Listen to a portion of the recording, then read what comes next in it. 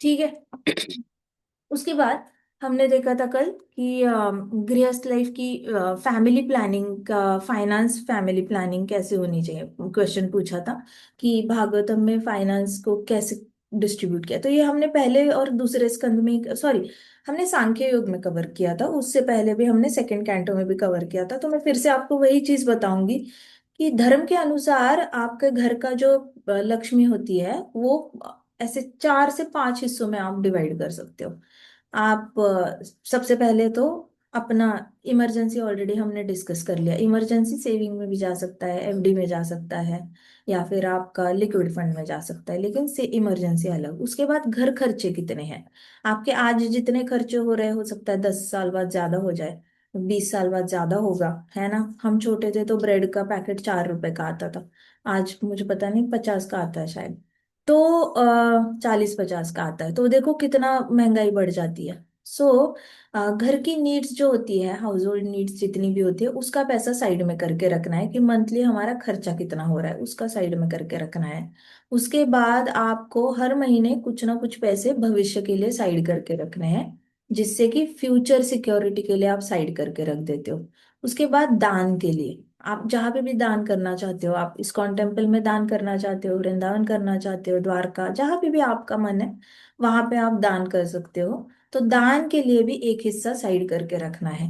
सो कितने हो गए ऐसे, आप अगर एक सर्कल ड्रॉ करते हो और ऐसे 4 क्वाड्रेंट बनाते हो, तो 4 टुकड़े बनाते हो, तो 1/4 जो है घर के खर्चे पे जाएगा, 1/4 जो है वो सेविंग में, इमरजेंसी में जाएगा, 1/4 है जो फ्यूचर के लिए मल्टीप्लाई करने में, इन्वेस्टमेंट में जाएगा, और 1/4 है वो दान में जाएगा। इस तरीके से दोनों पति पत्नी की जो कमाई आ रही है वो एक जगह पे आ रही है, इसको कहते हैं फैमिली लक्ष्मी। फैमिली लक्ष्मी को 4 हिस्सों में डिवाइड करना है, और इस तरीके से हर महीने आपके अकाउंट से इस तरीके से डिवीजन होने चाहिए। आपको अगर 4 अलग अकाउंट बनाने हैं, घर खर्चे के लिए एक्सपेंडिचर अकाउंट अलग बना सकते हो, फिर इमरजेंसी फंड के लिए एक नया अकाउंट बना लो, उसके बाद इन्वेस्टमेंट कहाँ से करना है वो उसके लिए भी एक अलग अकाउंट बना सकते हो, और दान करने के लिए एक अलग अकाउंट बना सकते हो। इस तरीके से आप क्या कर सकते हो, हर तरीके से भागवतम लाइफ जी सकते हो, और बहुत कंटेंट लाइफ होती है। इसमें सबसे कम रिस्क है, और बहुत ज्यादा एक सेफ्टी की वाली फीलिंग है, झगड़े नहीं होते घर में किसी भी तरीके से। तो गृहस्थ आश्रम इस तरीके से आपने अलोकेट किया, प्रभुपाद ने खुद ही बताया ये फॉर्मूला। और हमारे टेम्पल्स में बहुत अच्छा चलता है ये, हमारे टेम्पल भी फॉलो करते हैं ये फाइनेंस मेथड, और कई सारे गृहस्थ भी यही फॉलो करते हैं। मैंने जब नया नया कमाना शुरू किया था तब भी मुझे सारे सीनियर भक्त हैं उन्होंने भी यही बताया था, तब से मैं भी फॉलो करती आई हूँ, and it works very nicely. बिल्कुल भी किसी चीज की कमी नहीं होती। अगर आपको ऐसे लग रहा है कि अरे इतना दान किया तो क्या, जितना दान करते हो ना उससे 10 गुना ज्यादा ही आता है, ये प्रैक्टिकल एक्सपीरियंस है, बहुत सारे भक्तों का प्रैक्टिकल एक्सपीरियंस है। लेकिन इसलिए नहीं करते दान के आना चाहिए, दान इसलिए करते हो क्योंकि वो आपका, टू बिगिन विथ वो लक्ष्मी आपकी है ही नहीं, वो नारायण भगवान की लक्ष्मी है। तो to start with, it's not yours. तो ये आपको याद रहना चाहिए कि 1 तारीख को सैलरी आ गई, मेरी है ही नहीं, कृष्णा की है, तो उसका एक हिस्सा जाना ही जाना है कृष्णा के पास। ऐसे कैसे मैं रख लूं, ऐसे कैसे मैं रख लूं, मेरा है ही नहीं, मैं केयर टेकर हूँ, मैं तो बस कृष्णा ने मुझे केयर करने के लिए दिया है, तो उसमें से जाएगा ही जाएगा कृष्णा को। और उसके बाद घर वालों को तो सेफ्टी का चेक देखना ही है, फ्यूचर सेफ्टी का, तो घर वालों के लिए तो इन्वेस्ट करके रखना ही रखना है, ऐसे सोचना है, केयर टेकर हूं मैं लक्ष्मी का तो मैं तो केयर करूंगा। फिर इमरजेंसी रखना ही रखना है, अगर कुछ हो गया तो घर वालों को कैसे खाना खिलाएंगे, आप खुद कैसे खाएंगे, तो उसके लिए भी करके रखना है, और महीने की नीड्स तो पूरी होनी है, होनी है। गॉट इट, समझ आ रहा है। फैमिली लक्ष्मी ये कॉन्सेप्ट क्लियर हो गया क्या, इससे क्या होगा ना, आपके जो झगड़े होते हैं वो रिस्पेक्ट में कन्वर्ट हो जाएंगे, आप रिस्पेक्ट करोगे एक दूसरे का। आप ये तोलोगे नहीं कि हस्बैंड कितना कमाता है, वाइफ कितनी कमाती है, आप तोलोगे नहीं, क्योंकि आपको पता है कि करना क्या है, क्लैरिटी आ जाएगी। तो आपको झगड़े नहीं होते फैमिली में। Got it. अभी नेक्स्ट क्वेश्चन क्या था, standard of living, standard of living के हिसाब से तो पत्नी ने हस्बैंड का लाइफस्टाइल कॉपी करना है, सिंपल। जैसे मैंने रामायण का बताया, सीता मैया के पास बहुत कुछ था, लेकिन सीता मैया ने इजीली एक्सेप्ट कर लिया श्री राम जी का लाइफस्टाइल।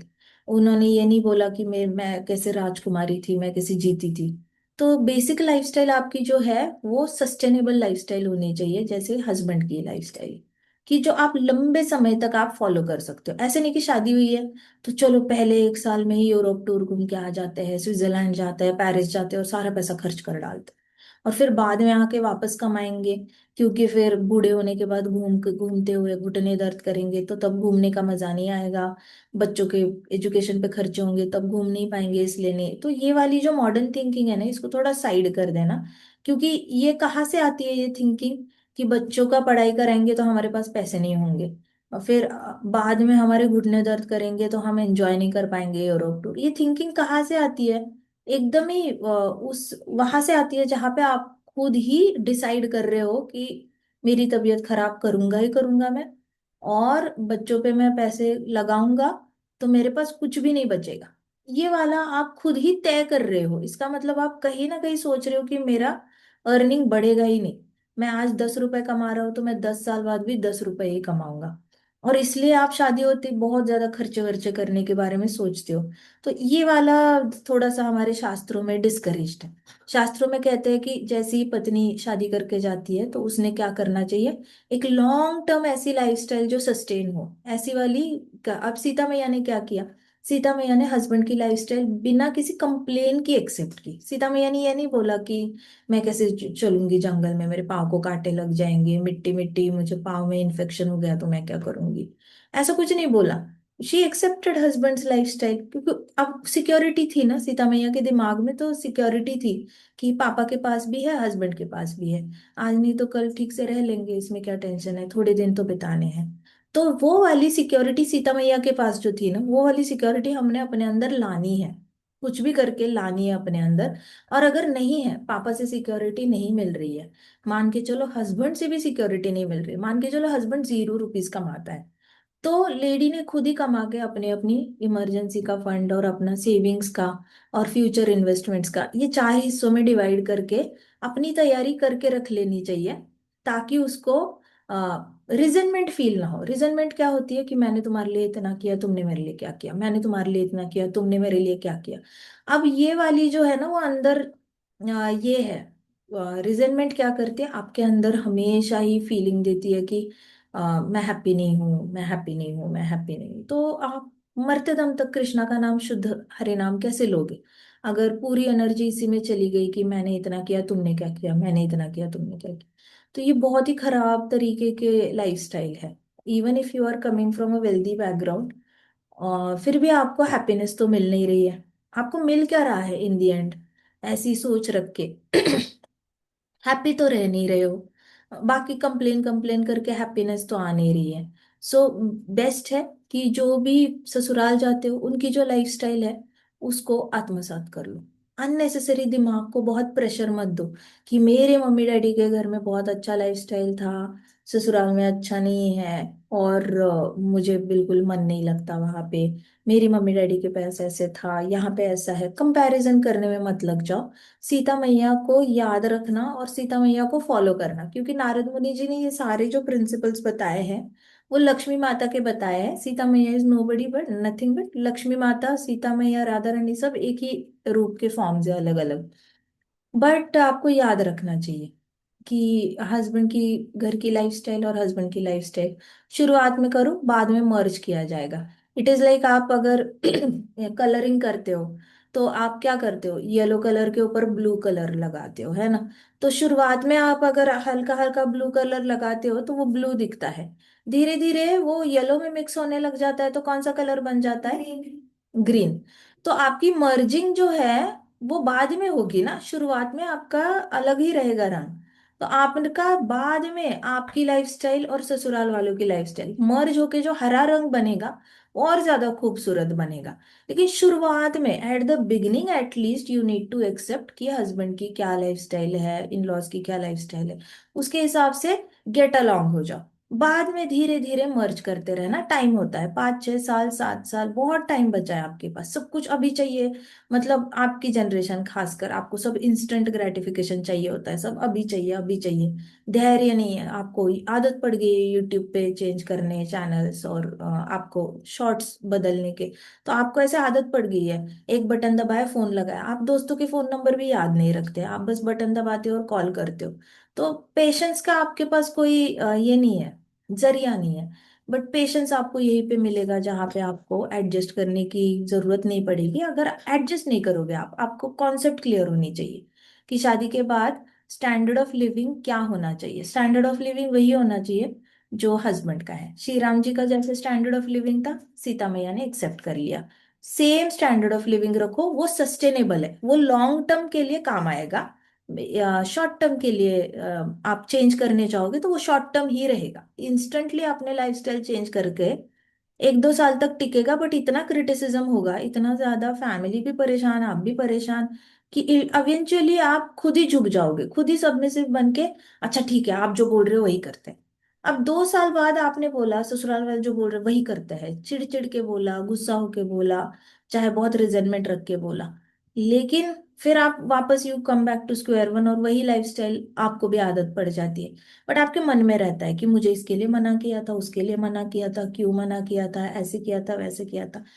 तो पहले 2 साल ये फ्रिक्शन क्रिएट करने से अच्छा शुरुआत से ही सीता मैया की तरह सरेंडर कर जाओ। Just take up their lifestyle, क्योंकि ये सस्टेनेबल रहेगा और धीरे धीरे आपकी कमाई भी बढ़ती है। ऐसा नहीं है कि बच्चे आने के बाद बिल्कुल ही पैसे नहीं बचेंगे उन पे खर्चा करके। मैक्सिमम देखा गया है जिनके पास बच्चे होते हैं उनके और ज्यादा कमाई आती है, उनके पास भगवान उनको और देते हैं। बच्चे आने के बाद तो और कमाई बढ़ जाती है। आप बड़ी बड़ी कंपनीज में भी देखो, अगर कोई पुरुष जाके अपने मैनेजर को बोलता है कि सर हमारा हम नया घर ले रहे हैं, तो मुझे थोड़ा अमेरिका भेजो और वहां से मुझे थोड़ा सा लोन रिकवर करने में मदद हो जाएगी, इमिडिएटली मैनेजर उसको ऑन साइट की अपॉर्चुनिटी दे देता है। कभी अगर उसने बोला कि सर मुझे घर में अभी फर्नीचर बनवाना है, 1 2 लाख की जरूरत है, तो बोलेंगे ठीक है तू 1 2 हफ्ते जाके आ जा, हमारा ऑन साइट प्रोजेक्ट है और तू घर का फर्नीचर बना। तो हेल्प भी करते हैं लोग, ऐसा नहीं है कि ऐसी, इस तरीके से अपॉर्चुनिटीज भी आती है। बच्चे आते हैं तो बहुत गुड लक लेकर आते हैं, गुड फॉर्च्यून लेकर आते हैं, तो आपकी कमाई बढ़ती है। तो आप शुरुआत से ही खर्चे इसलिए कर रहे हो क्योंकि बच्चे आने के बाद नहीं कर पाएंगे, बूढ़े होने के बाद नहीं कर पाएंगे। अरे बीच की बहुत बड़ी लाइफ है, ऐसा नहीं है कि आप एक्स्ट्रा नहीं कमाने वाले। आपकी हर साल ऐसे बढ़ती ही जाती है, ग्राफ ऐसे ही बढ़ता है।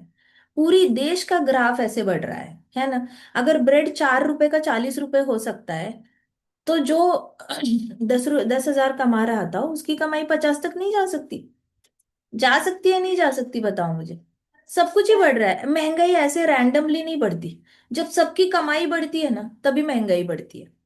टैक्सेस भी तभी बढ़ते हैं जब पूरा देश ज्यादा कमा रहा हो। तो कमाई भी बढ़ती जाती है, महंगाई भी बढ़ती जाती है, टैक्स भी बढ़ता जाता है, लेकिन ग्राफ ऐसे ही जाएगा। शुरुआत से ही ऐसे नहीं सोचना कि मैं इधर कमा रहा हूँ, फिर बच्चे आने के बाद कमाई कम होगी, उसके बाद बुढ़ापे में और कम होगी। ये वाली बिल्कुल ही गलत सोच है, कहीं मैच लॉजिकली भी मैच नहीं करती, और आप शुरुआत से ही झगड़े करने लग जाते हो।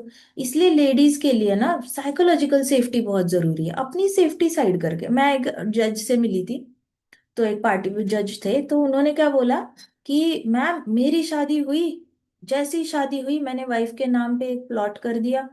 हमारा हमारे 2 घर है, उसमें से एक घर मैंने वाइफ के नाम पे कर दिया, और उसके नाम पे 5 लाख की एफडी कर दी।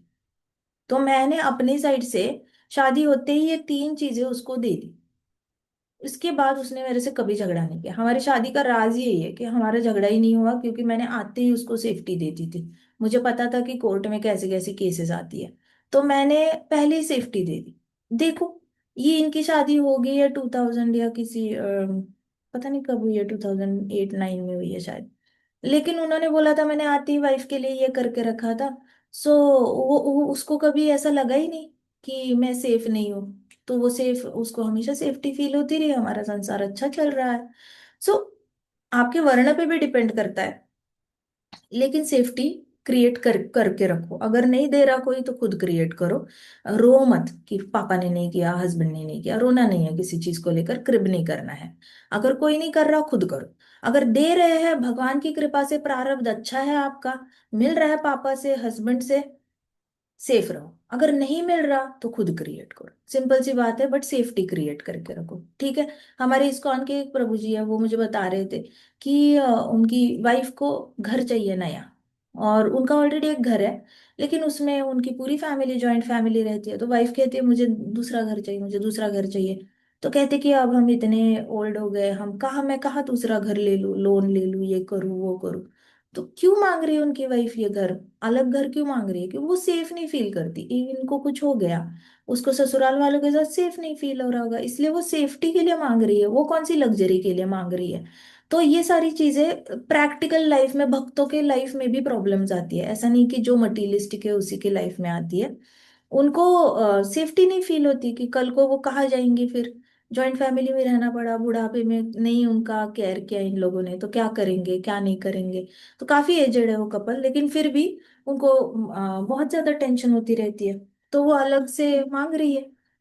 सो that's why you have to create, ठीक है। तो स्त्री धन होता है वो सिर्फ डाउरी में नहीं आता, स्त्री धन वो होता है जो स्त्री के लिए सिक्योरिटी एसेट क्रिएट की जाती है। तो गवर्नमेंट भी देता है स्त्री धन, लेकिन प्रोवाइडेड आपका इनकम बिलो पॉवर्टी लाइन होना चाहिए। लेकिन स्त्री धन है उसको गवर्नमेंट भी रिकॉग्नाइज करता है, और शास्त्रों में भी रिकॉग्नाइज किया जाता है। समझ में आ रहा है क्या लड़कियों? Yes boys ma'am. को भी समझ में आना चाहिए। अगर आपकी पत्नी ऐसे बैकग्राउंड से आती है जहाँ पे उसके फादर सिक्योरिटी नहीं क्रिएट कर रहे हैं उसको, तो आपको उसको क्रिएट करके देनी होगी। जिस जज साहब की मैंने बात की, तो उन्होंने अपनी वाइफ के लिए सिक्योरिटी क्रिएट करी है, वो तो डिवोशन में भी नहीं है, फिर भी उन्होंने क्रिएट करी। तो डिवोटी डिवोटी मन कहकर ये सारे बेसिक जो फंडामेंटल्स है, बेसिक जो इम्पोर्टेंस है, इसको इग्नोर नहीं करना है।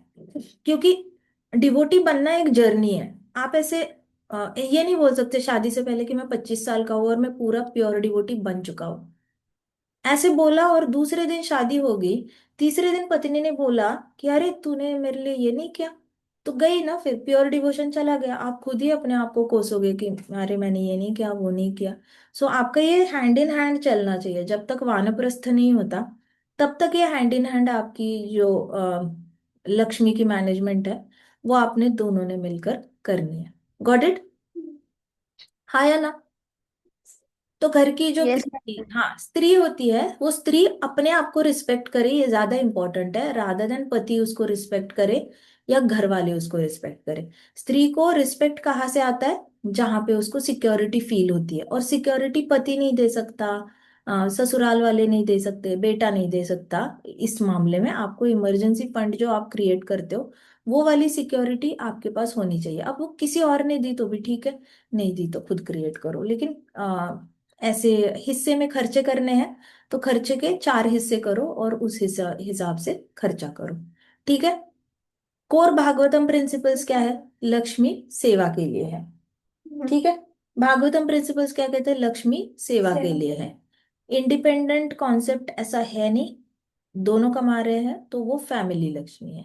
दोनों का इनकम डिफरेंस है, पत्नी अगर हाउसवाइफ है और पति कमा रहा है, या फिर पति हाउस हस्बैंड है पत्नी कमा रही है, या दोनों कमा रहे हैं लेकिन एक ज्यादा कमा रहा है एक कम कमा रहा है, तो ये इनकम डिफरेंस फाउंडेशन नहीं है शादी का। ये इनकम डिफरेंस रिस्पेक्ट डिसाइड नहीं करता कि आप एक दूसरे को रिस्पेक्ट करोगे या नहीं करोगे। म्यूचुअल रिस्पेक्ट इस पे डिपेंड करेगा कि आप दोनों मिलकर डिसीजंस लेते हो या नहीं लेते, ट्रांसपेरेंसी रखते हो या नहीं रखते, तभी म्यूचुअली एक दूसरे को आप रिस्पेक्ट कर पाओगे। लेकिन हायरार्की डिसाइड नहीं होती कमाई से, हायरार्की डिसाइड नहीं होती, हायरार्की ऑलरेडी सेट है। भगवान ने ऑलरेडी हायरार्की सेट करके ही भेजा है, पति पत्नी बच्चे।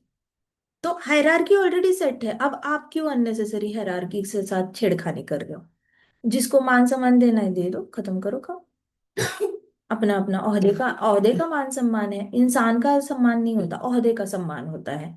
माँ अच्छी है या बुरी है, माँ भले दो बेटों को एक जैसा प्यार ना दे, लेकिन माँ का ओहदा है। उस माँ की जगह कोई और माँ होती तो भी आपको उसको रिस्पेक्ट देना था, क्योंकि हायरार्की में माँ ऊपर आती है। फिर पति अच्छा है बुरा है, हायरार्की में ऊपर आता है, तो वो कैसा भी है, उसकी जगह कोई और होता तो भी रिस्पेक्ट देनी बनती है। फिर पत्नी, पत्नी लक्ष्मी का वेसल है, लक्ष्मी कंटेन करती है बॉडी में, तो पत्नी को रिस्पेक्ट देना, पत्नी को प्यार देना, अफेक्शन देना, उसकी सिक्योरिटी क्रिएट करना, आपके ओहदे का रिस्पॉन्सिबिलिटी है, वो रिस्पॉन्सिबिलिटी निभानी है तो निभानी है। बच्चे कृष्णा भेजते हैं, बच्चों का लालन पोषण, बच्चों को भक्त बनाना, वैकुंठ जाने के काबिल बनाना, और बच्चों का बाकी सारा फ्यूचर का सिक्योरिटी इन्वेस्टमेंट करके रखना, ये ओहदे की जिम्मेदारी है, दोनों पति और पत्नी दोनों की जिम्मेदारी। तो दोनों ने नीचे जिम्मेदारी, तो हायरार्की तो ऑलरेडी सेट करके रखी है, और इतना अच्छा कॉम्बिनेशन बना के रखा है कृष्णा ने। तो आप इनकम डिफरेंस की वजह से ये विभाजन मत करो, डिवाइड एंड रूल पॉलिसी नहीं करनी है ब्रिटिशर्स की तरह, कि इनकम अलग है इसलिए रिस्पेक्ट वैरी करता है। और स्त्री ने खुद भी अपने आप को बार बार, सोसाइटी बोलती है कि हाय मैं हाउसवाइफ्स कमाती नहीं है, हाउसवाइफ्स की कोई वैल्यू नहीं होती, स्त्रियां खुद ही अपने ऊपर आ बैल मुझे मार, आ बैल मुझे मार। भाई आप हाउसवाइफ हो तो भी आप कितना बड़ा काम कर रहे हो, आप देश का भविष्य बना रहे हो, बच्चों को संस्कार देके उनको हेल्दी रख रहे हो, उनके इतने जिंदा रख रहे हो। जिंदा रखना इट सेल्फ इज बहुत पुण्य का काम, बच्चे को जिंदा रखना इट इज वेरी डिफिकल्ट। लेकिन बच्चों को जिंदा भी रख रहे हो, अब बाकी लोगों की सेवा के लिए तत्पर भी रख रहे हो, देश की भलाई भी हो रही है, आगे जाके देश को भी वो लोग कंट्रीब्यूट करेंगे, तो आपका जो कंट्रीब्यूशन है वो पूरे प्लैनेट अर्थ में आप मल्टीप्लाई कर रहे हो ह्यूमन स्पीशीज को। तो आपका कंट्रीब्यूशन यूनिक है, आपका काम बिल्ली नहीं कर सकती, आपका काम शेरनी भी नहीं कर सकती, शेरनी शेरनी अपने बच्चों को मल्टीप्लाई करेगी, इंसान इंसान अपने बच्चों को मल्टीप्लाई करेगा। सो आप हाउसवाइफ हो चाहे वर्किंग वाइफ हो, फर्क ही नहीं पड़ता, इनकम लाते हो या नहीं लाते, फर्क ही नहीं पड़ता। आपके इनकम से रिस्पेक्ट कनेक्ट नहीं करनी, आप खुद ही मत कनेक्ट करो, दूसरों को बोलने दो जो बोलना है। दूसरे जो बोल रहे हैं आपको तभी बुरा लगेगा जब आपके मन में भी है कि अरे हाउसवाइफ को रिस्पेक्ट नहीं मिलती। अगर आपके मन में है कि हाउसवाइफ जो है वो भविष्य बना रही है देश का और प्लैनेट अर्थ का, वो ब्रह्मांड का भविष्य बना सकती है अगर बेटा शुद्ध भक्त निकला, वो ब्रह्मांड का भविष्य बना सकती है अगर बेटी शुद्ध भक्त निकली, और बेटी को बेटा जो हुआ वो सन्यासी स्टैंडर्ड का निकला। तो आप तो ब्रह्मांड का भला करने के लेवल के, इतनी ज्यादा पावर है आपके हाथ में, और इतनी ज्यादा पावर है, इतनी अच्छी रिस्पॉन्सिबिलिटी है, हायरार्की में ऊपर हो। तो ये दुनिया की बात सुनकर अपने आप को लो फील नहीं करना है कभी, कि अरे इनकम डजंट डिफाइन रिस्पेक्ट, इतना याद रखना। ये लेडीज ने खुद ही बना रखा है, मैं अपने मन में ये विचार डाल के रखा है, कमा रहे हो तो रिस्पेक्ट, नहीं कमा रहे हो तो नो रिस्पेक्ट। और ऐसा नहीं कि हमारी जनरेशन जा रही है, हमारी से पहले मदर वाली जनरेशन थी वो भी इसमें से गई है, उनको भी ये कहीं ना कहीं मन में हमेशा लगता था, हम पढ़े लिखे नहीं है, हम कमाते नहीं है, इसलिए घर में हमारी बात कोई सुनता नहीं। अरे आपने खुद ही, बट ऐसी भी बहुत सारी लेडीज थी जो बिल्कुल भी कमाती नहीं थी, बिल्कुल भी पढ़ी लिखी नहीं थी, लेकिन घर में उनका बहुत सारा रिस्पेक्ट हुआ करता था। अच्छा उन्होंने कैसे रिस्पेक्ट पा लिया अपने घर में? जिम्मेदारी उठा के, चार हिस्सों में हस्बैंड के साथ अच्छे से बात करके, चार हिस्सों में पूरी तरह सही तरीके से लक्ष्मी को मैनेज करना, बच्चों को मैनेज करना, घर को मैनेज करना, रिस्पेक्ट मिली उनको भी। तो ऐसा नहीं है कि सारी हाउसवाइफ्स की डिसरिस्पेक्ट होती है, कहीं कहीं पे हाउसवाइफ्स को बहुत सर पे बिठा के भी रखा जाता है, क्योंकि वो इतना बच्चों का अच्छे से करती है, घर का भी देखती है और भविष्य बना रही है। तो ऐसा नहीं है कि पूरी दुनिया का एक पूरा स्टेटिस्टिक्स लेकर आप देखोगे ना, तो आपको पता चलेगा कि जो हमारी सोच है ना वो बहुत एक नैरो पाइप से जाती है, जहाँ पे हमने डिसाइड कर लिया कि हमने यही सोचना है, अगर यही सोचना है तो वही मिलेगा, जो सोचोगे वही आपको मिलेगा, कहते हैं ना जो सोचोगे सो पाओगे। तो जो आप सोचते हो वही आपको मिलता है। आप खुद ही सोचोगे मैं नहीं कमाती इसलिए रिस्पेक्ट नहीं है, तो नेचुरली किसी और से रिस्पेक्ट नहीं मिलेगी। आपको खुद ही पता होना चाहिए कि आप कितना ज्यादा कंट्रीब्यूट कर रहे हो पूरी दुनिया को। ठीक है। उसके बाद हमने ये डिस्कस किया था कि वर्ण के जो डिफरेंसेस होते हैं वो ओवरकम कैसे करना है, माता जी का क्वेश्चन था, अगर ऐसे उल्टा पुल्टा वर्ण, अब हम वर्ण में बहुत परम्यूटेशन कॉम्बिनेशन कर सकते हैं, चार वर्ण है, हर वर्ण की पांच पांच क्वालिटीज हमने लेगी, तो 4 5 20 हो गए। अब 20 के परम्यूटेशन कॉम्बिनेशन करके हमारे पास बहुत सारे कॉम्बिनेशन, 20 रेज टू 20 के कॉम्बिनेशन आ सकते हैं, कि अगर बेटा क्षत्रिय है तो उसके साथ कैसे डील करे, बेटी क्षत्रिय है तो कैसे डील करे, पति क्षत्रिय है तो कैसे डील करे, पत्नी क्षत्रिय है तो कैसे करे, पति वैश्य वर्ण का है, पति क्षूद्र वर्ण का है, पति ब्राह्मण वर्ण का है तो कैसे डील करे, पत्नी उसका कॉम्बिनेशन कॉम्बिनेशन करके हमारी ये क्लास ना एक एक महीना चलेगी अगर हमने ये सारे कॉम्बिनेशंस लिए और उसका फॉर्मूला निकाला कि ऐसा है तो ऐसे करो, ऐसा है तो ऐसे करो। बट 100 बात की एक बात, ये सारा हम बाकी लोगों की तरह कर सकते हैं जिनको बहुत शौक है ये सारा चार्ट वार्ट बनाने का। तो जिनको बहुत डेप्थ में जाना है और ये सारा करना है वो कर सकते हैं, लेकिन 100 बात की एक बात तो रहेगी, एक्सेप्टेंस। एक्सेप्ट करके चलो कि आपका पति किस वर्ण का है, आपकी सास किस वर्ण की है, सासुर किस वर्ण के हैं, बच्चे किस वर्ण के हैं। एक पहले तो एक्सेप्टेंस आएगा। एक्सेप्ट करो कि ये उनका वर्ण है, ठीक है। उन्होंने भी अपना अपना वर्ण एक्सेप्ट करना है, आपने खुद अपना वर्ण एक्सेप्ट करना है। तो पहला शब्द ही आता है एक्सेप्ट करो। फाइट मत करो अपने वर्ण के साथ। फाइट करना मतलब, अरे मैं ब्राह्मण वर्ण का हूँ बट मैं कोशिश कर रहा हूँ वैश्य वर्ण बनने की, मैं ब्राह्मण वर्ण का हूँ लेकिन मैं कोशिश कर रहा हूँ क्षत्रिय बनने की, या फिर मैं क्षत्रिय वर्ण का हूँ और मैं ब्राह्मण बनने की कोशिश कर रहा हूँ। Don't fight with yourself because these are materialistic वर्णास आफ्टर ऑल। मटीरियल वर्ल्ड में पीस एंड हार्मनी के साथ कैसे रहना है और फिर वैकुंठ कैसे जाना है, उसके लिए ये वर्ण बनाए गए। तो दिमाग में एक मिनट भी भूलना नहीं कि ये सारा वर्णाश्रम है, इसका फाइनल एजेंडा वैकुंठ जाने का है। इसका मतलब ये जो प्रोसेस है ये भौतिक जगत में जीने के लिए बनी गई है। अगर इसमें ही बहुत ज्यादा झगड़े करते रहोगे, अपने अंदर ही कॉन्फ्लिक्ट लाओगे बहुत ज्यादा, और दूसरों का भी वर्ण एक्सेप्ट नहीं करना, अगर पति क्षुद्र है और पत्नी ब्राह्मण है या फिर पत्नी क्षत्रिय है पति क्षुद्र है, या फिर पति ब्राह्मण है पत्नी क्षुद्र है, अब जब तक आप एक्सेप्ट नहीं करते कि उसका वर्ण है ऐसा है, अब एडवांटेज लो ना कि ऐसा वर्ण है तो इस वर्ण को ये चीज पसंद होती है, तो हम वो चीज उसको देंगे जिससे कि हमारा रिश्ता अच्छा रहे, सिंपल।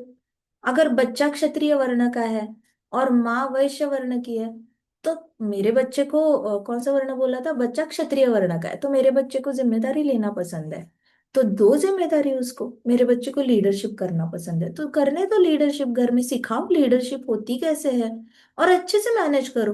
तो आपको एक्सेप्टेंस पहले आएगा, उसके बाद उसके साथ बर्ताव कैसे करना है ये सेकंड स्टेप आएगी।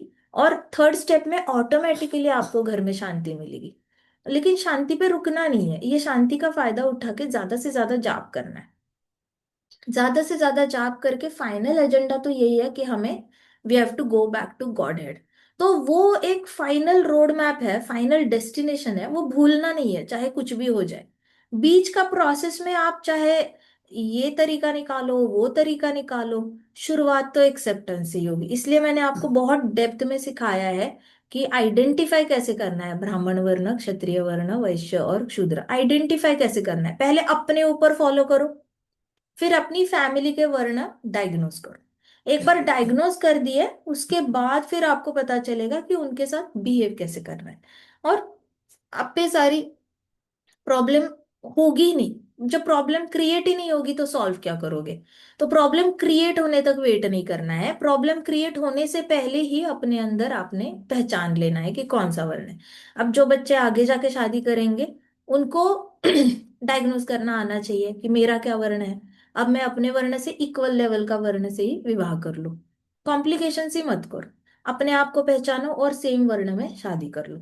ना ऊपर करो ना नीचे करो, सेम सेम वर्ण में करो, ज्यादा अच्छी बनेगी आपकी। लेकिन आध्यात्मिकता में आगे जानी है तो you can always choose a ब्राह्मण वर्ण, जो हमेशा पढ़ाई में लगा रहेगा, नॉलेज गेन करने में रहेगा और आपको नॉलेज देने में भी। तो आपको स्पिरिचुअली बहुत ज्यादा एडवांस करने की अगर इच्छा है तो you can choose like that, but guarantee नहीं है कि आप दोनों की बनेगी बनेगी। कहीं ना कहीं अगर घर में पैसा कम पड़ गया, ब्राह्मण वर्ण को पड़ी नहीं रहती, उसको मोटिवेट भी करोगे ना पैसा कमाने के लिए फिर भी वो नहीं कमाएगा। और वैश्य को मोटिवेट करने की जरूरत ही नहीं है, तो वो खुद ही सेल्फ मोटिवेटेड रहेगा।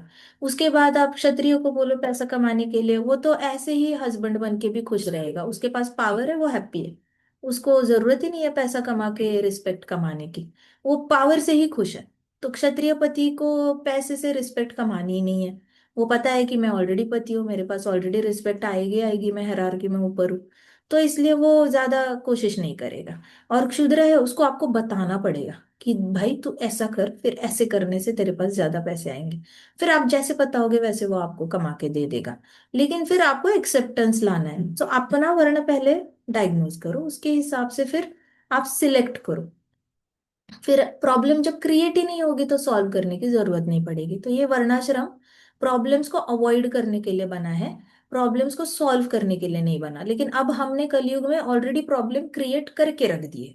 हम सब वर्ण संकरा में आते हैं, तो सबके अंदर मिक्स्ड गुण पाए जाते हैं। लेकिन आपको खुद पता चलेगा हैप्पीनेस कहाँ से आती है, मैक्सिमम हैप्पीनेस कहाँ से आती है। आपको अंदर से फील होना चाहिए मैक्सिमम हैप्पीनेस क्या करके आती है। क्षत्रिय वर्ण के काम करके आती है, क्षूद्र वर्ण के काम करके आती है, वैश्य वर्ण के काम करके आती है, या ब्राह्मण वर्ण के। आपको अंदर से खुद ही फील होता है। अगर आप वैश्य वर्ण का कर रहे हो और फ्रस्ट्रेटेड फील कर रहे हो तो आप वैश्य हो नहीं। आप शूद्र वर्ण का काम कर रहे हो, फ्रस्ट्रेटेड फील कर रहे हो, तो आप शूद्र वर्ण के नहीं हो। आप अगर क्षत्रिय वर्ण का काम कर रहे हो, आप बहुत बड़ी कंपनी के मालिक हो, लेकिन आपको पसंद ही नहीं है पीपल मैनेजमेंट, तो आप क्षत्रिय हो नहीं। आप जब शास्त्र पढ़ने लग जाते हो या ऐसे कुछ करते हो, तो और आपको बहुत अंदर से हैप्पीनेस आती है, तो लो कर लो, बात हो गया आप ब्राह्मण वर्ण के।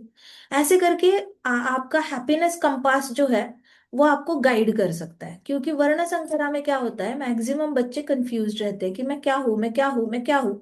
अब डायग्नोज नहीं कर पाते, तो गृहस्थ आश्रम का जो डिसीजन होता है शादी का, वो भी गलत हो जाता है ना। गलत हो जाता है। सो अपने आप को डायग्नोज करो कि क्या करके मुझे, आपको अभी पता नहीं है तो क्षत्रिय वर्ण भी ट्राई करके देख लो, काम करके देख लो। शूद्र वर्ण के भी काम करके देख लो, वैश्य वर्ण के भी काम करके देख लो, ब्राह्मण वर्ण के भी करके देख लो। सबसे ज्यादा हैप्पीनेस जिसमें आएगी ना अंदर से, और आपको बार बार बाकी जब करते हो, उस वो करने के बाद भी आपको लगता है यार इससे अच्छा तो वो है, इससे अच्छा तो वो है, इससे अच्छा तो वो है। ऐसे करके अपना हैप्पीनेस कंपास को गॉज करो, और फिर आपको अपना वर्ण पता चलेगा। कुछ कुछ लोगों की पर्सनालिटी होती है जो करके ही सीखते हैं, काइनेस्थेटिक होती है, तो आप करके ही सीखोगे कि आपका वर्ण क्या है। कुछ लोगों को सुनकर, जैसे मैंने अभी हरि कथा में आपको बताया है, तो कुछ लोगों ने सुनकर ही अपना अपना वर्ण आइडेंटिफाई कर लिया होगा कि भाई मैं ब्राह्मण, मैं वैश्य, मैं क्षत्रिय, मैं क्षुद्र। आपने एक्सेप्टेंस कर लिया होगा सुनकर भी। कुछ कुछ लोगों को करने की जरूरत पड़ जाती है, और फिर कुछ कुछ लोगों को देखने की। और फिर आप देखो आपकी मम्मी क्या करती है, पापा क्या करते हैं, चाचा क्या करते हैं, ताई जी ताया जी क्या करते हैं। इन सबको देखो और देखो कि जेन्युइनली हैप्पी कौन है। कोई है क्या हैप्पी अपना काम करके, प्रोफेशनल काम करके, किस चीज में कौन हैप्पी है। सबसे ज्यादा कौन किस चीज में हैप्पी रहता है। आपको इतना तो समझ में आएगा मम्मा का मूड सबसे अच्छा कब रहता है, क्या करती है तो सबसे अच्छा मूड रहता है। तो आप मम्मा का वर्ण डायग्नोज कर पाओगे। पापा क्या करते हैं तब सबसे ज्यादा हैप्पी रहते हैं, तो पापा का भी वर्ण आप डायग्नोज कर सकते हो। इस तरीके से आपको आसपास का देख के भी आपको ज्ञान आ सकता है। अंडरस्टूड। बट वर्ण डिफरेंसेस झगड़ा करने के लिए नहीं बने हैं। वर्ण डिफरेंसेस इसलिए बने हैं कि आप एक्सेप्ट करो, सोसाइटी को एक्सेप्ट करो, वासुदेव कुटुंबकम। आप एक्सेप्ट करो, जो वर्ण का जो इंसान है उसको एक्सेप्ट करो, और फिर उसके साथ वैसे काम करो। कॉन्सेप्ट क्लियर हुआ? हाँ जी। यस माता जी। हाँ, और गृहस्थ आश्रम मतलब लक्ष्मी को मैनेज करना स्पिरिचुअल रिस्पॉन्सिबिलिटी है। ऐसे समझ के करना है। ये नहीं समझना है कि अरे मेरा अपना अपना मैं देखूंगी और उसका अपना अपना वो देखे। ऐसे नहीं चलता कभी, ठीक है। 72% मैरिजेस जो है वो फाइनेंशियल इनइक्वालिटी की वजह से ही ब्रेक होते हैं। तो आपने पहले से ही एक वासुदेव कुटुंबकम कॉन्सेप्ट बन के चले गए। नया जमाना है, सारी लड़कियां कमाएंगी आगे जाकर, सारी लड़कियों को कॉन्फिडेंस कमा के ही आएगा। तो फिर उसके साथ कॉन्फ्लिक्ट्स भी आएंगे। सो आपको ये सारी चीजें पता होनी चाहिए, ठीक है। हमारे टाइम पे कोई ये सारी चीजें बताता नहीं था, क्योंकि सब लोग ही नहीं कमाते थे। कुछ लोग तो प्रेफर करते थे, चूज ही करते थे ऐसा लड़का जहाँ पे वो हाउसवाइफ बन सके। उनको ये पसंद था, भक्ति करना इतना पसंद था कि उन्होंने खुद ही हाउसवाइफ वाला रोल एक्सेप्ट कर लिया था, ताकि वो ज्यादा भक्ति कर पाए। तो ऐसा भी किसी किसी का चॉइस होता है, जहाँ पे वो किसी ऐसे घर में शादी करते हैं जहाँ पे उनको हाउसवाइफ बनने का मौका मिले और ज्यादा भक्ति करने का मौका मिले। तो ये भी एक कॉन्शियस डिसीजन होता है लड़कियों का। सो लड़कियों ने अपने अपने नेचर के हिसाब से डिसाइड करना है। Got it. लड़कियों में भी ब्राह्मण वर्ण की लड़की होगी तो उसको कमाई में ऐसे खास इंटरेस्ट नहीं होगा। क्षत्रिय वाली लड़की होगी तो वो बोलेगी मुझे बड़ी बहू बनना है, पावर चाहिए बस, मुझे पैसे से कोई लेना देना नहीं, हस्बैंड मैनेज कर ले तो चलेगा। वैश्य वर्ण की लड़की होगी तो वो देखेगी कि बिजनेस वाला ही लड़का चाहिए, इंडस्ट्रियलिस्ट ही लड़का चाहिए, कमाने वाला, अच्छा कमाने वाला चाहिए।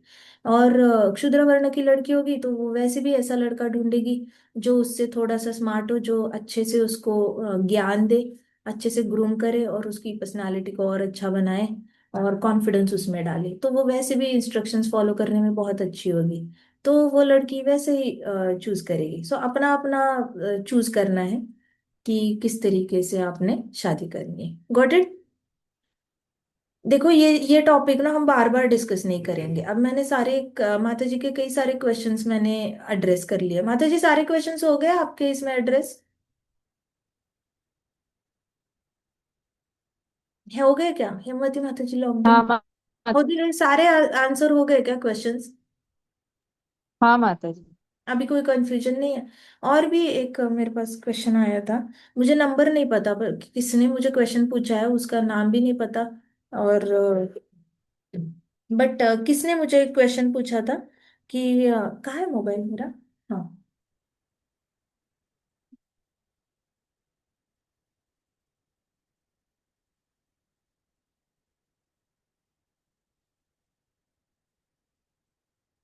हाँ, ये मुझे क्वेश्चन पूछा है था कि what if the mother of the husband is वैश्य वर्ण एंड हस्बैंड इज ब्राह्मण वर्ण, देन व्हाट टू डू?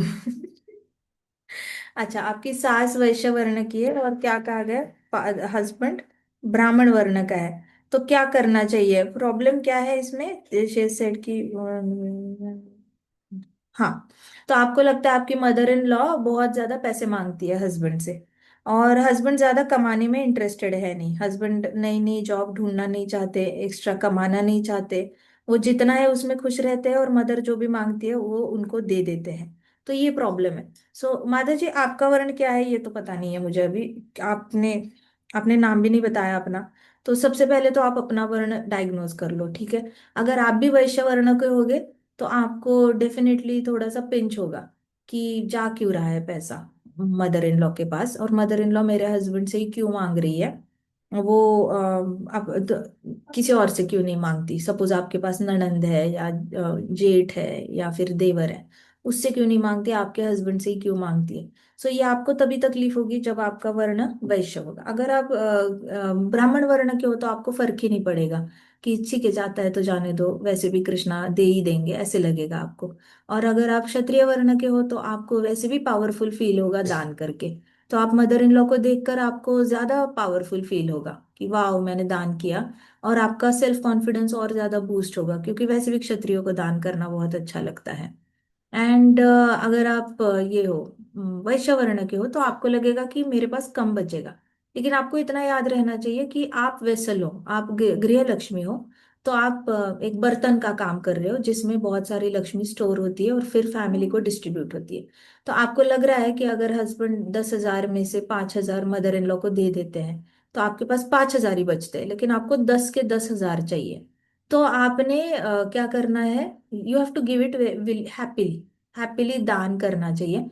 कल को कुछ भी हो जाता है, मदर इन लॉ को कुछ अगर हो जाता है तो भी भगवान ने आपको भर भर के देना है। आपके ससुराल वालों ने जो भी बनाया है वो बट के आपके हस्बैंड को ही आएगा। आपके हस्बैंड अगर दूसरा जॉब ढूंढ नहीं रहे इसका मतलब उनके पास ऑलरेडी सिक्योरिटी है कि उनके पेरेंट्स का कुछ ना कुछ उनके पास आना ही आना है, तो इसलिए शायद वो ट्राई नहीं कर रहे हैं नया कुछ कमाने के, और उनका स्वभाव भी नहीं है, ब्राह्मण वर्ण है तो उनका स्वभाव नहीं है।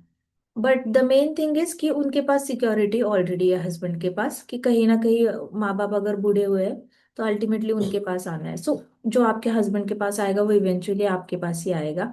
सो अगर महीने के 5,000 जाते हैं तो साल के कितने जाएंगे? 60,000। लेकिन 60,000 के बदले अगर आपके पास सपोजेडली इंश्योरेंस के 60 लाख आ जाते हैं आफ्टर 10 years और सो, तो आप तो हमेशा ही प्रॉफिट में हो। तो आप वैसे भी मैथमेटिकली भी प्रॉफिट में ही हो। सो जाता है तो जाने का दुख नहीं मानना, क्योंकि कैलकुलेटिव क्यूमुलेटिव आउटकम देखना है। क्यूमुलेटिव प्रॉफिट कितना आता है उस पे ध्यान देना है। प्रभुपाद ऐसे ही करते थे।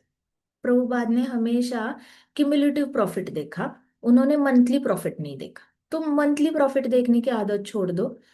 हो सकता है आपका वर्ण क्षुद्र भी हो सकता है, क्षुद्र स्टेबिलिटी मांगता है कि हर महीने 10,000 फैमिली में आने ही चाहिए। तो क्षुद्र को स्टेबिलिटी बहुत मैटर करती है। वैश्य रिस्क लेता है। तो शायद आपके वर्ण में क्षुद्र वर्ण के भी आप हो सकते हो, जहाँ पे आपको मंथली इतनी स्टेबिलिटी चाहिए ही चाहिए। और आपके अगर लक्ष्मी मदर इन लॉ को चली जाती है तो आपकी स्टेबिलिटी हिल जाती है। तो आइदर आप कमाना शुरू करो, आपको वो 5,000 देने नहीं है तो आप 15,000 कमाओ, फिर आप 10,000 प्रॉफिट में ही रहोगे। अगर वैसा नहीं करना, आपको नहीं कमाने एक्स्ट्रा, और हस्बैंड नहीं कमा रहा है इसलिए भी बुरा लग रहा है, तो सिक्योर रहो कि आप जितने साल के अगर 60,000 दे रहे हो मदर इन लॉ को, तो आपको उसके रिटर्न में after a specific time at least 60 lakh का 30 लाख डिवाइड होके दो भाइयों में ऐसे करके आपके पास आप प्रॉफिट में ही रहने वाले हो। कहीं ना कहीं आपके हस्बैंड की भी महीने की सैलरी इंक्रीमेंट होने वाली है और आने वाला है आपके पास ज्यादा से ज्यादा। अगर बहुत ज्यादा पैसे का क्रंच फील होता है तो खुद कमाने लग जाओ। फिर किसी को तंग मत करो कि तू कमा तू कमा तू कमा मेरे लिए। फिर खुद कमाने लग जाओ, इतना ज्यादा बहुत ज्यादा क्रंच फील होता है आपको। और अगर कम क्रंच फील हो रहा है तो धैर्य रखो, बहुत ज्यादा मल्टीप्लाई होके आना है आपके पास, आपको ऐसे किसी चीज की कमी नहीं पड़ेगी। बट इतना याद रखो कि आप वेसल हो, आप बर्तन हो जिससे लक्ष्मी ट्रांसफर हो रही है। तो ट्रांसफर हो रही है तो अगर ट्रांसफर हो रही है तो आएगी भी, हो रही है तो आएगी। सो देते हैं तो देने दो, रोको मत हस्बैंड को। रोकने वाला काम रिजेंटमेंट थ्रू आता है, और जहां पे बर्तन में ही रिजेंटमेंट है तो फिर लक्ष्मी माता एंटर नहीं कर सकती, क्योंकि वो जाना नहीं चाहेगी ऐसे घर में जहाँ पे लोग एक दूसरे को हेल्प करने के बाद भी दुखी रहते हैं। एक दूसरे को हेल्प करने के बाद तो खुश रहना चाहिए, चैरिटी करने के बाद तो खुशी आनी चाहिए। तो घर में चैरिटी करने के बाद अगर खुशी फील नहीं हो रही है, इसका मतलब कहीं ना कहीं चैरिटी करने का मन नहीं है। लेकिन हम देखते हैं ब्राह्मण वर्ण भी चैरिटी करता है, क्षत्रिय वर्ण भी चैरिटी करता है, वैश्य वर्ण भी चैरिटी करता है, और क्षूद्र वर्ण भी चैरिटी करना पसंद करता है। तो चैरिटी करना तो सारे ही वर्ण पसंद करते हैं। तो अगर चैरिटी करने से दुखी फील हो रहा है, इसका मतलब कहीं ना कहीं क्रंच फील हो रही है। तो वो सिक्योरिटी पहले अपनी, कहीं ना कहीं सिक्योरिटी को आप अपना एक कोई बैंक अकाउंट खोल के अपनी सिक्योरिटी के लिए कुछ एक अमाउंट का इंतजाम करके सिक्योरिटी डिराइव करो। साइकोलॉजिकल सिक्योरिटी आपके माँ बाप ने जो दिया होगा वहां से डिराइव करो, या फिर आपके पास जो सेविंग होगी वो आपने कहीं पे डाल के मल्टीप्लाई करने के लिए छोड़ दो, ताकि आपको सिक्योरिटी फील हो। पहले अपनी सिक्योरिटी की जिम्मेदारी ले लो। कहीं ना कहीं आपको सिक्योरिटी फील होनी चाहिए, ताकि साल के 60,000 जाते हैं तो भी आपके दिमाग में होना चाहिए कि इतने तो है मेरे पास, कोई बात नहीं, 60 जा रहे। क्यूमुलेटिव देखो। ठीक है। और आप बाकियों को किसी को क्वेश्चन है क्या?